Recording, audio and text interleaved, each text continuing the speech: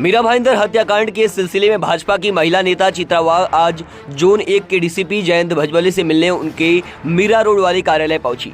DCP से मुलाकात के बाद चित्रा वाघ ने मीडिया से बात करते हुए कहा कि पुलिस ने काफी अच्छा काम किया। पिछले कुछ महीनों में जिस तरह से लिविंग रिलेशन के मामलों में निर्मम हत्या हुई, उसने समाज को हिला कर रख दिया है। इसलिए लड़कियों को भी चाहिए कि वह इस तरह के रिलेशन में जाने के बाद भी अपने परिजन से रिश्ता ना तोड़े। इस तरह के आरोपियों को फांसी की सजा होनी चाहिए। सुनिए उन्होंने क्या कुछ कहा। क्या बातें हुई? बहुत ही वेदनादायी ऐसी ये घटना हुई है। हमने देखा कि किस प्रकार से एक महिला को अपनी जान गंवानी पड़ी। अभी ये लिविंग रिलेशनशिप में रह रहे थे। 4 तारीख को ये घटना घटी है। पुलिस को 7 तारीख को ये पता चला और कुछ घंटों में ही, चंद घंटों में पुलिस ने जो है अक्यूज को अपने ताबे में लिया है, अरेस्ट किया है। मीरा भाईंदर की पुलिस ने बहुत अच्छा काम वहाँ पे किया है। इन्वेस्टिगेशन चल रहा है। आने वाले दिनों में बहुत सारी चीज़ें सामने आएंगी, लेकिन ये इन्वेस्टिगेशन का पार्ट है तो हम आगे इस पर बात नहीं करेंगे।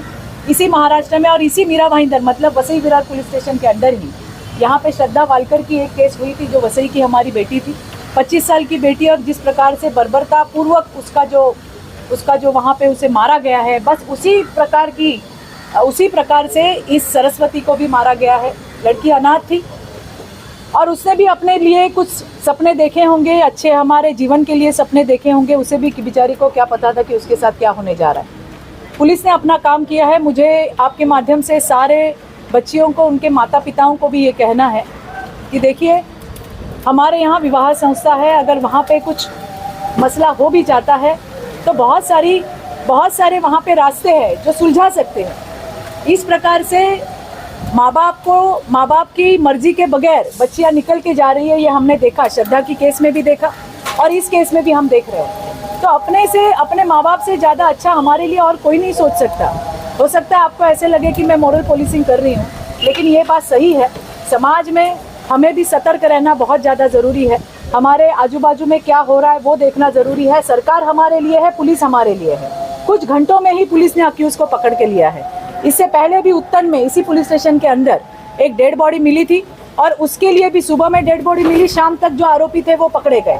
पुलिस हमारे लिए है, सरकार हमारे लिए है। हमारा काम है आगे आना, सतर्क से जो भी कुछ घटनाएं घट रही है उसको जो संबंधित पुलिस अधिकारी है या पुलिस अथॉरिटी है उनको बताना। तो हो सकता है कि ऐसी घटनाओं में कटौती आए। आपने लिविंग रिलेशनशिप पे एक सवाल उठाया यहाँ पर, क्या अगर मान लीजिए वो शादीशुदा होती तो क्या बच जाएगी? नहीं, ऐसे नहीं होता। हमारे यहाँ पे मैंने कहा कि उनका किसी से कोई संबंध ही नहीं था। और लिविंग रिलेशनशिप में हम ये ज़रूर देखते हैं कि जैसे बच्चियाँ निकल जाती है, पेरेंट्स से कोई कनेक्ट नहीं रहता। इसके लिए बच्चे क्या कर रहे हैं, उनके ज़िंदगी में क्या हो रहा है, इसके बारे में किसी को कुछ पता नहीं है।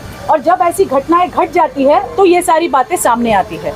इसीलिए मेरा ये कहना था कि ऐसी घटनाएं घट चुकी है, ये घटनाएं और ना हो, ये घटनाएं और दोहराई ना जाए, इसलिए हमें सतर्क होना बहुत ज़्यादा ज़रूरी है। और ऐसी जो घटनाएं होती है इसी से तो हम सीख लेते हैं। क्या पता था इससे पहले जब श्रद्धा वालकर की केस हुई है तभी तो हमें पता चला कि कितनी बर्बरता पूर्वक, पता नहीं कैसा दिमाग है, अघोरी है ये सब। हम ये सुनते हैं, अभी हमने कभी सपने में भी नहीं सोचा होगा कि इस प्रकार से कोई किसके साथ कर सकता है। जिसके साथ 10 साल रहने के बाद उस महिला के साथ जिस प्रकार से बर्बरता पूर्वक व्यवहार उस हरामखोर ने किया है, उसे तो बिल्कुल फांसी तो होगी ही होगी। लेकिन समाज में इस विकृति को रोकने के लिए हमें सभी को आगे आना जरूरी है।